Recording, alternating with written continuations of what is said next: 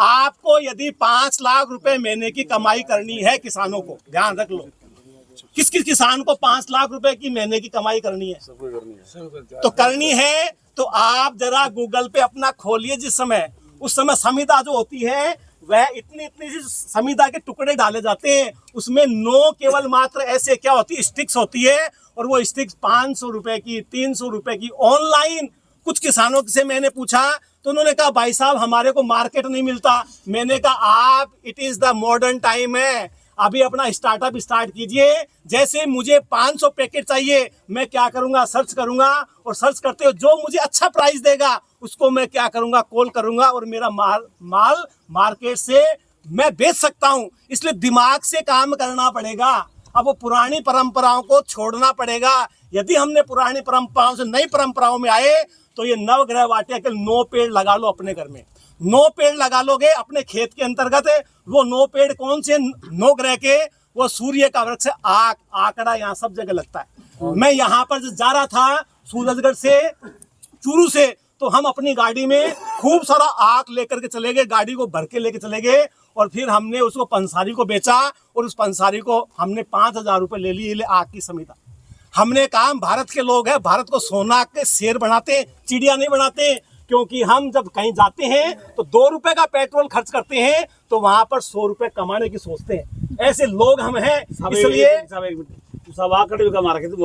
तो इसके बाद हमारा जो आग का पेड़ हो गया, फिर हमारा चंद्रमा का पेड़ हो गया। चंद्रमा का पेड़ होता है पलाश, और पलाश उसके बाद में अपना मंगल होता है खेर के पत्ते होते हैं, जिसकी आप वो प्लेट बनाते हो, जिसकी वो पत्तल वगैरह बनाते हो। और आपके बुद्ध का पेड़ होता है अपामार्ग। दीपावली के दिन पंडित जी महाराज पूजा करवाते हैं हमारे से। लेकिन मुझे ध्यान आया कि एक शंकरदास जी महाराज थे, उनके रीढ़ खम का पेन था, साइटिका था, तो उन्होंने अपने भक्त से कहा कि तू अपामार्ग की जड़ लेकर के आ, और वो जड़ लेकर के आया। उसको कूट करके आटे में गोंद करके, उसमें गोंद वगैरह मिला करके 5 दिन तक सेवन किया।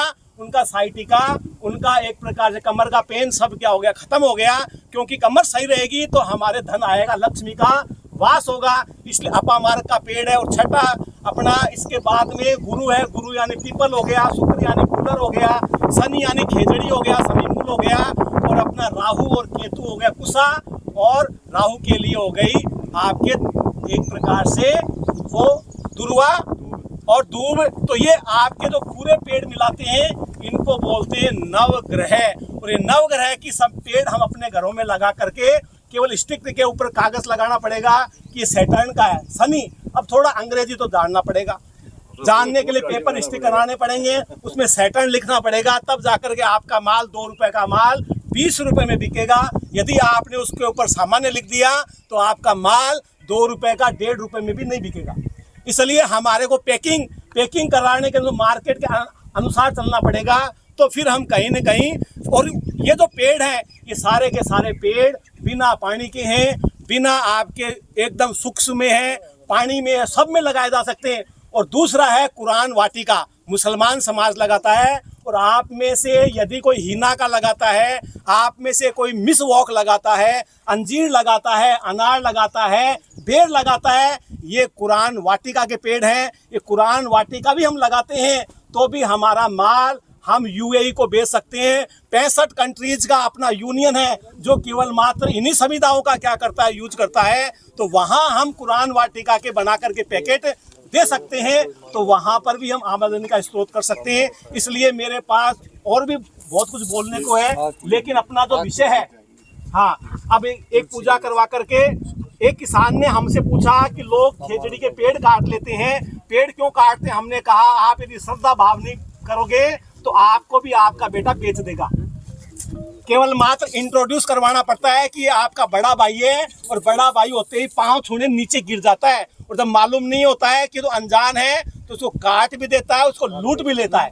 इसलिए हमारे यहाँ पर संस्कृति में हर एक चीज के प्रति श्रद्धा का भाव था। इसलिए पेड़ लगाने से पहले किसान को 4 मंत्र बोलने पड़ते हैं। ओम उद्गने अभ्युक्षम अभ्युक्षम अभ्युक्षम। हे धरती माता, मैं तेरे को खोद रहा हूँ, तेरे को कष्ट हो रहा है, इसलिए मैं तेरे से क्षमा याचना करता हूँ। और इतना ही नहीं है तो फिर हम ओम ह्रीं श्री वसुधाय स्वाहा, ओम ह्रीं श्री वसुधाय स्वाहा, इतना करके फिर धरती माता के क्या करते हैं, फावड़ा लगाते हैं। उसके बाद आपको रिजल्ट मिलेगा।